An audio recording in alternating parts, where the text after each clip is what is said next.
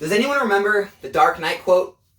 You either die the hero or live long enough to see yourself become the villain. That's where I feel like we finally reached in this hobby with me. I have been the eternal optimist. I've been the eternal bull. I've fought back against everyone's bearishness up to this point. But this one event has finally turned me to being bearish about an area of the Pokemon market going forward. And I feel like it's like that Star Wars movie where, they say, now you will experience the full power of the dark side and just shoot the force lightning at them. That's what I feel PSA just has done with this market, with the $18 grading tier. Now we will experience the full power of the junk slab era. 6 to 9, maybe 12 months from now, when all these orders get back, we are going to experience the full power of the junk slab era. And it's going to be a hard lesson to learn. It's going to be a tough pill to swallow for a lot of new collectors, for a lot of people who are just coming into this hobby, who are going to be grading for the first time, who think they've got this figured out and they're going to make hundreds of thousands of dollars, who have been waiting for this day when those prices dropped under $20 and now it's deemed to be affordable. It's going to be some dark days ahead. 'Cause I'm going to tell you right now, this is what everyone out there is thinking right now when they heard that. Everyone's got these stacks, these piles of cards they've been stacking up from all the packs they've opened, from buying raw cards, when you can get them for $1, $2, $3 a piece.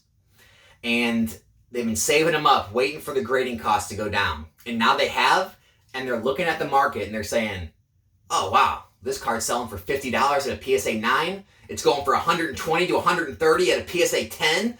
This is a no-brainer. Paid $3 for it. It's $18 to grade it. I'm going to be rich. I'm going to grade a bunch of these things. No. Nope, it's not going to work that way. Here's what happens. If anyone hasn't been involved in these markets, hasn't seen this before, I'm going to tell you exactly what's going to happen. Okay? Everyone out there is thinking the same exact thing as you are. Okay? They all have those same exact cards stacked up. Okay? So any card that isn't very rare, that isn't very scarce, okay, that's been in a modern set, that hasn't seen lower grading tiers yet, like a Celebrations, like an Evolving Skies, a Brilliant Stars, Astral Radiance, even Pokemon Go now. Those PSA prices that you've seen are not going to hold. They're not. So any calculation you're making in your mind right now based on the market is wrong. It's just wrong. The prices will not be there when you get those cards back. You think a PSA 9 is going to be $50? After 10,000 of those cards get graded, you're going to be lucky to get $20 or $30 for that. $120 to $130 for a lot of those 10s, you're going to be lucky to get $40 or $50 for those 10s. They're going to be so plentiful. Why? Because everyone out there is thinking the same exact thing I'm sure you are, is they want to grade all these cards to get them back to flip them on the market so they can get money and buy the things they actually want. Because a lot of these cards, a lot of people don't want. And I get it. We're in our own little bubble in this Pokemon investing community, and the majority of people out there buying on eBay or TCG Player or where have you, they're not involved in this community, so they don't really pay attention. They're just buying the things they want, and when things go down in price, they're still going to want them. I get that. But there is a level to demand, right? And when the supply gets too high of all these modern slabs, there won't be enough people that want them because there's not enough genuine interest for a lot of these cards. Now, the alt arts, like the top tier stuff, it's going to hold up better, but I'm sure it's still going to see some declines just because of greater supply. But I think it'll hold up better. But a lot of those second tier cards, the ones that aren't ultra rare, like the box promos, the tin promos, the VMAXs, things that are easy to pull, you're going to see sub $20 slabs. We're going to see sub $50, sub $40 PSA 10s, right? And if you're thinking to yourself, well, that's still okay, right? I opened the box, I either, had fun opening the packs, or I sold the packs, I got all my money back, the card only cost me $3, the grading's 18, I'm only in it for 21, I'm still good.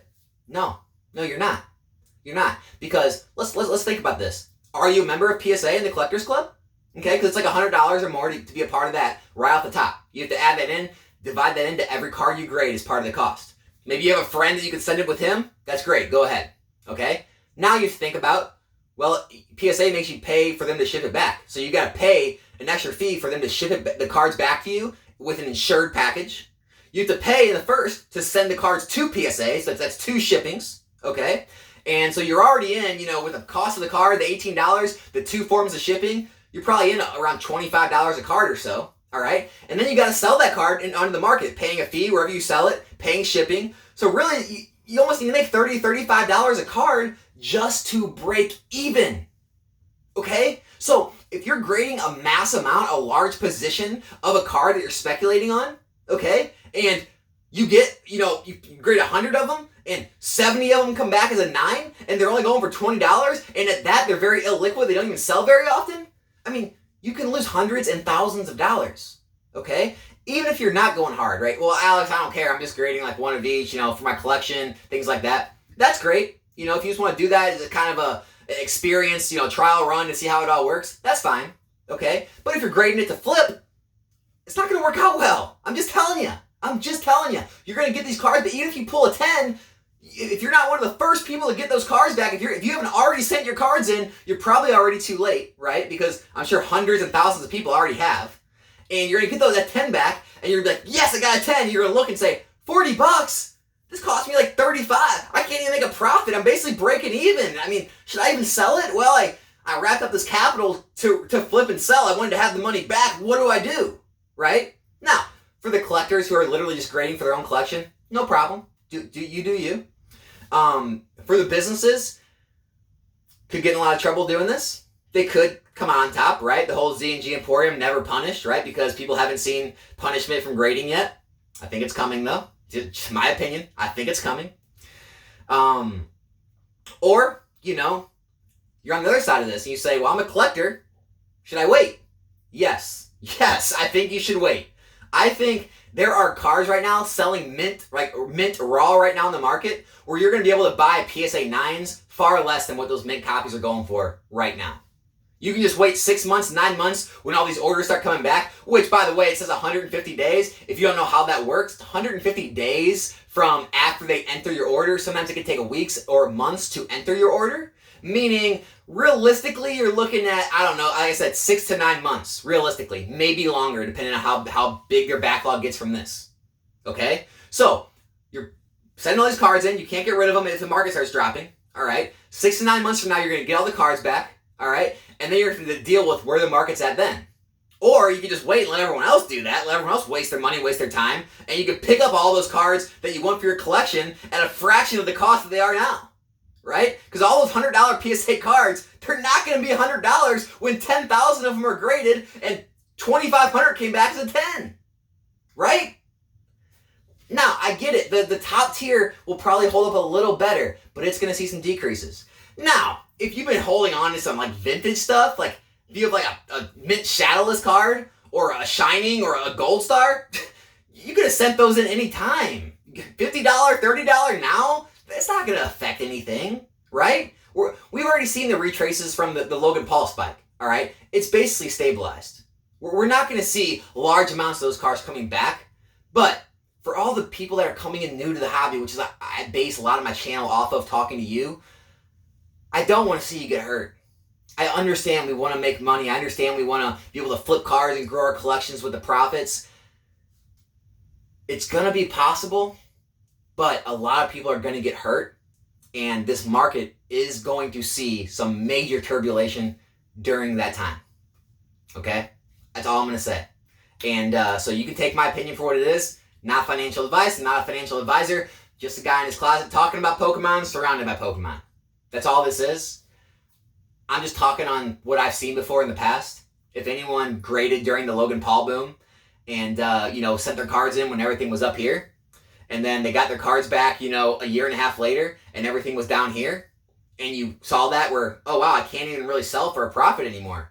Do I just get out of these at what I paid? I mean, I actually got 9s and 10s. It just so happens those 9s and 10s are barely worth more than I could have sold those cards for raw 6 to 9 months ago. Right? I mean, there's going to be a lot of cards, literally, where you could sell them right now raw for more than what you could probably get for a 9 and a 10 when they come back. That's the truth.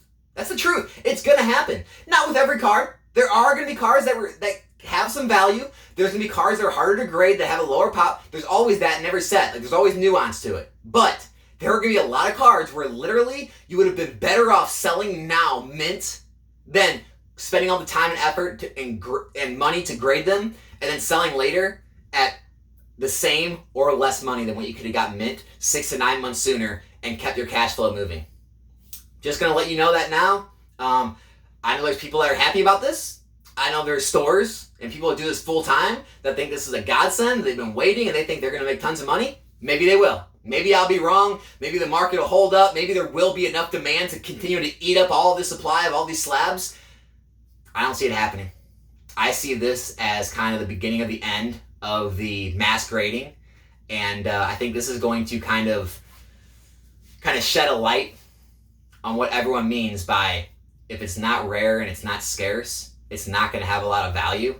And people are going to find out real quick that PSA 7, 8s, and 9s and modern cards are going to have very little to no value. And 10s, they're not going to be those skyrocketing, thousands of dollars cards that everyone wants them to be. At least in the short term, right? Long term, things like alt arts, they can perform well. But this is going to be an eye-opening event for a lot of people. I ask you to tread with caution. Don't grade with more than you can afford. Don't go all in. Look back and study, the history of prices of slabs and how things have had booms and busts, and how, oversupply will, be affected by not enough demand for those slabs, especially in cards that people aren't buying or grading inherently just to collect and put on a shelf. They're actually grading for the sole purpose of selling. They're grading multiple copies of the same card. Maybe they want to keep one, but they're going to sell all the rest for profit. There's going to come a time where there's not enough buyers to eat up all those. And we're gonna see what happens. So hey, tread with caution. Again, you gotta do your own research. You gotta make your own decisions to yourself. Again, I could be wrong. A lot of people could do extremely well in this time. I just don't see it. So hey, hope this helps. You do you. Godspeed. Good luck.